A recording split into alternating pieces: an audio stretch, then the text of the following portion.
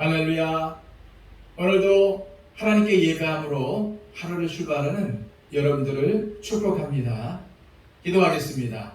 아버지 하나님, 자격도 없고 흠도 많은 우리를 불러 하나님의 백성, 하나님의 자녀 삼아주시고 이렇게 은혜와 축복 가운데 살아가게 하심을 감사합니다.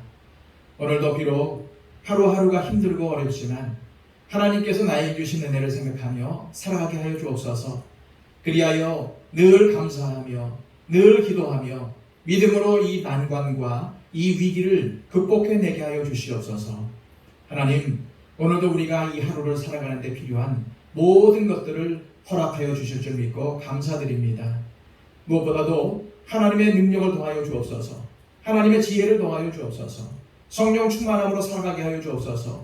그리하여 우리 주변에 있는 사람들을 섬기며 피차 복종하고 피차 사랑할 수 있도록 하여 주시옵소서. 오늘도 주님의 뜻이 무엇인지를 분별하게 하여 주시고 오늘도 이 세상을 살아가면서 많은 사람들에게 예수 그리스도의 사랑을 전하며 예수 그리스도의 향기로서 예수 그리스도의 편지로서의 사명을 다하게 하여 주시옵소서. 오늘 하루를 주님께 온전히 맡겨드리며 예수 그리스도의 이름으로 기도하옵나이다. 아멘. 다 함께 찬송가 484장 찬양 드립니다.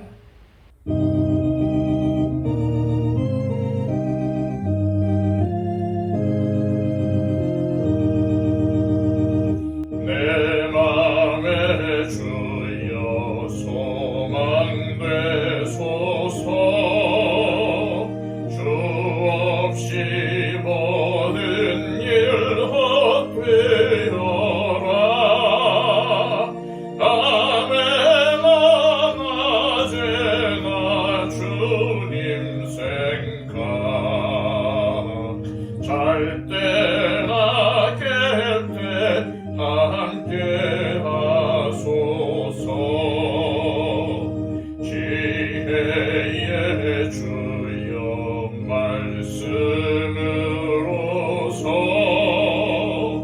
언제나 내 안에 계십소서.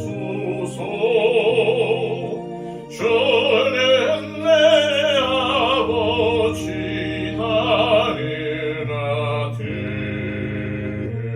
주 안에 내가 늘 함께하네. 세상의 영광 난 보여도 언제나 주님은 나의 기여. 주님만 내 맘에 계시오니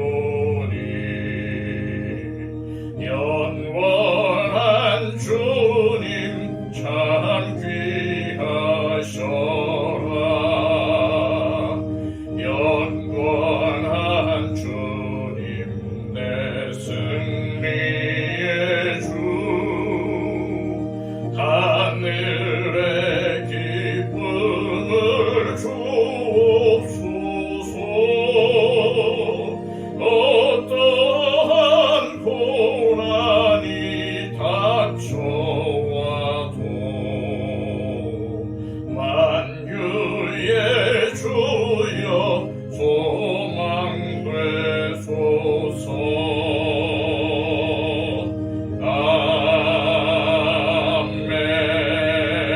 아멘. 이 시간 우리에게 주시는 하나님의 귀한 말씀은 신약성경 에베소서 6장 1절에서 9절까지의 말씀입니다. 신약성경 316쪽입니다. 자녀들아, 주 안에서 너희 부모에게 순종하라. 이것이 옳으니라. 네 아버지와 어머니를 공경하라. 이것은 약속이 있는 첫 계명이니 이로써 네가 잘되고 땅에서 장수하리라. 또 아비들아, 너희 자녀를 노엽게 하지 말고 오직 주의 교훈과 훈계로 양육하라. 종들아, 두려워하고 떨며 성실한 마음으로 육체의 상전에게 순종하기를 그리스도께 하듯 하라. 눈가림만 하여 사람을 기쁘게 하는 것처럼 하지 말고 그리스도의 종들처럼 마음으로 하나님의 뜻을 행하고 기쁜 마음으로 섬기기를 죽게 하듯 하고 사람들에게 하듯 하지 말라. 이는 각 사람이 무슨 선을 행하든지 종이나 자유인이나 주께로부터 그대로 받을 줄을 압니다. 상전들아, 너희도 그들에게 이와 같이 하고 위협을 그치라. 이는 그들과 너희의 상전이 하늘에 계시고 그에게는 사람을 외모로 취하는 일이 없는 줄 너희가 압니다. 아멘. 바울은 에베소 교인들을 향하여 새 사람을 옷 입은 그리스도인은 옛 사람을 벗어버리고 성령 충만하여 그리스도를 경외함으로 피차 복종해야 한다고 강조합니다. 그리고 그러한 복종은 주님께서 가장 먼저 창조하신 공동체인 가정에서부터 시작되어야 함을 권면합니다. 그래서 지난 시간에는 아내와 남편 사이에서 이루어져야 할 복종과 사랑에 관해서 설명했고, 오늘 본문에서는 성령 충만한 그리스도인으로서 자녀와 부모, 종과 상전 사이에 행해야 할 것들에 관해서 권면합니다. 바울은 먼저 자녀들에게 권면을 하고 있습니다. 1절입니다. 자녀들아, 주 안에서 너희 부모에게 순종하라. 이것이 옳으니라. 여기서 순종은 지난 시간 살펴본 복종과 유사한 의미를 가진 말입니다. 복종이 헬라어로 미테와 두다라는 단어가 합쳐진 데에 반해서 순종이라는 단어는 미테와 듣다라는 단어가 합쳐진 말입니다. 들을 준비가 되어 있고 들은 대로 기꺼이 행하는 것이 순종의 진정한 의미라는 것입니다. 그리스도께서 하나님의 말씀에 따라 순종하셨듯이 자녀 역시도 부모에게 그렇게 하라는 의미입니다. 하지만 조건이 있습니다. 바로 주 안에서입니다. 부모의 말에 맹목적으로 순종하라는 말이 아니라 주님 안에서, 즉 먼저 주님의 뜻에 맞는지 살피고 순종해야 한다는 의미입니다. 그리고 그렇게 하는 것이 옳다고 말하고 있습니다. 그런데 여기서 옳다라는 말은 하나님 보시기에 바르고 의롭다는 뜻으로 주님을 기쁘시게 한다는 의미입니다. 그러므로 우리 그리스도인들에게 옳고 그름의 기준은 주님을 기쁘게 하느냐 아니냐로 귀결이 됩니다. 계속해서 2절과 3절 말씀입니다. 네 아버지와 어머니를 공경하라. 이것은 약속이 있는 첫 계명이니 이로써 네가 잘되고 땅에서 장수하리라. 여기서 공경이라는 말은 부모의 가치에 합당한 존경을 표현한다는 의미가 담겨 있습니다. 또한 약속이 있는 첫 계명이라는 말은 바울이 3절에서 언급하듯 신명기에 네 부모를 공경했을 때에 네가 잘되고 땅에서 장수한다는 말씀을 의미합니다. 바울은 에베소 교인들에게 부모를 공경하라고 권면하면서 부모를 공경하는 가정은 당연히 평안하기 마련이며 사회에 그러한 가정이 많으면 사회가 안정되고 진정한 행복을 누리게 된다는 점을 신명기 말씀에 비추어 강조했음을 알 수 있습니다. 계속해서 바울은 이제 부모에게 권면합니다. 4절입니다. 또 아비들아, 너희 자녀를 노엽게 하지 말고 오직 주의 교훈과 훈계로 양육하라. 통상 부모와 자녀가 갈등하게 되는 가장 큰 이유는 부모가 자녀를 통제하려고 하기 때문인 것 같습니다. 물론 적절한 통제와 지도는 필요하지만 자녀를 너무 옥죄게 되면 관계가 깨어지고 맙니다. 사실 자녀가 부모에게 크게 분노하는 원인을 살펴보면 부모가 위선적인 모습을 보이면서 자신도 하지 않는 일을 강요할 때 자녀는 분노합니다. 부모는 자신이 하나님의 아님을, 또한 자녀가 자신의 소유가 아님을 늘 명심하며 자녀에게 끊임없이 하나님을 가르치며 자신의 자녀를 하나님께 인도하는 일이 부모에게 맡겨주신 사명이라는 것을 기억해야 합니다.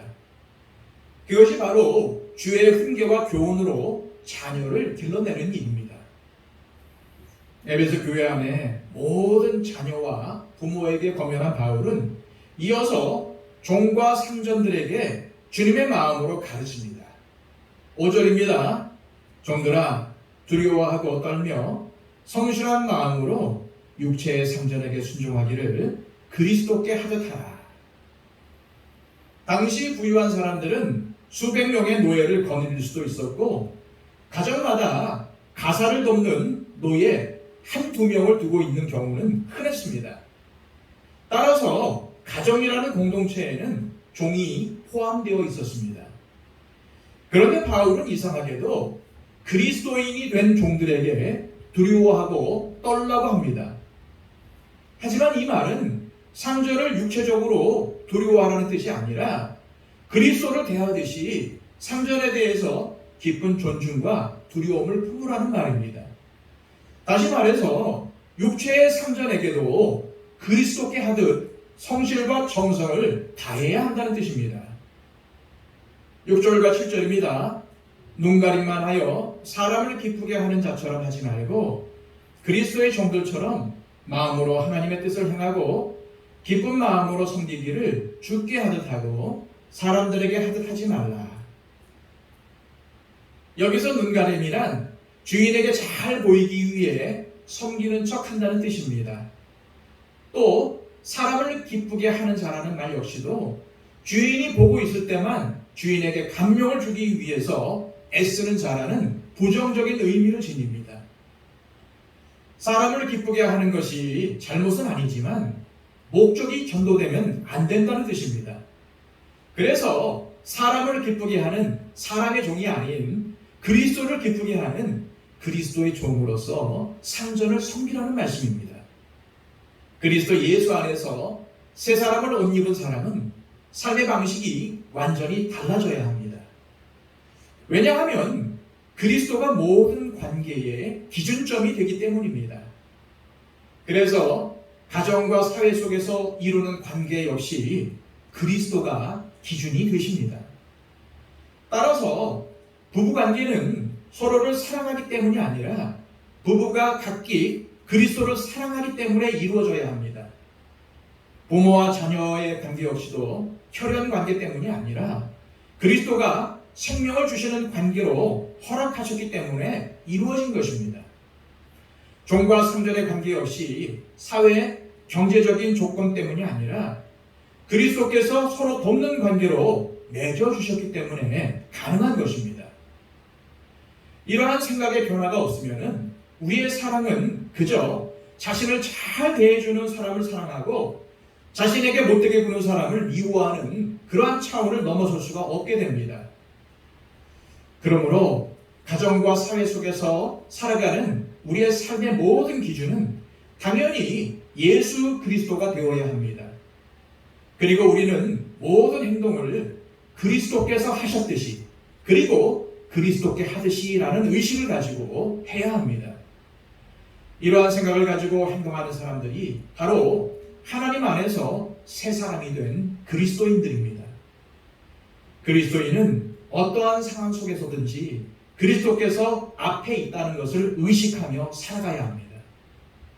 따라서 우리는 어떠한 사람을 대하든지 그리스도께 하듯 대하고 어떠한 일을 하든지 그리스도께 하듯 해야 합니다.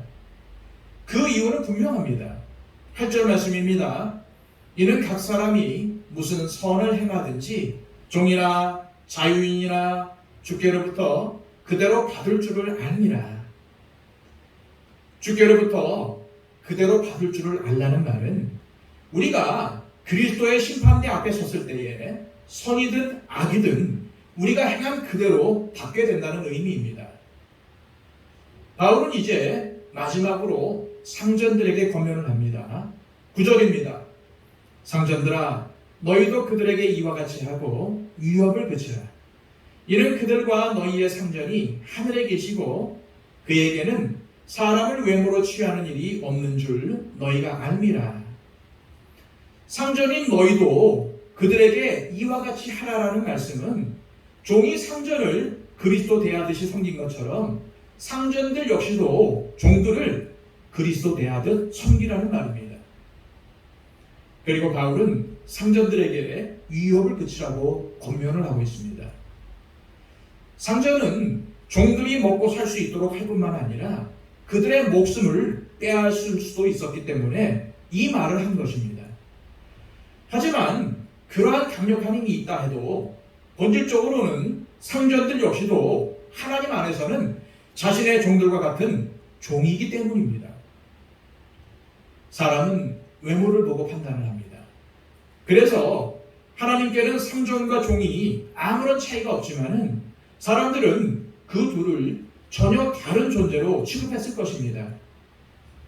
오늘날 역시도 사람을 볼 때에 외적으로 얼마나 근사해 보이고 있어 보이는지, 그리고 얼마나 돈이 많은지를 중요한 판단 근거로 삼습니다.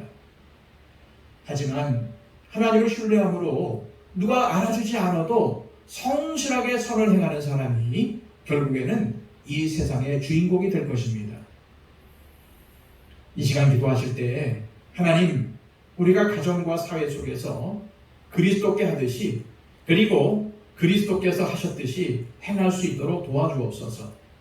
그래서 언제나 그리스도를 의식하고 본받는, 누가 알아주지 않아도 성실하게 선을 행하는 삶을 살게 하옵소서. 기도하시기를 바랍니다. 그리고 박영채 집사님, 이순희 권사님, 이복신 권사님 건강을 위해서 기도해 주시고요.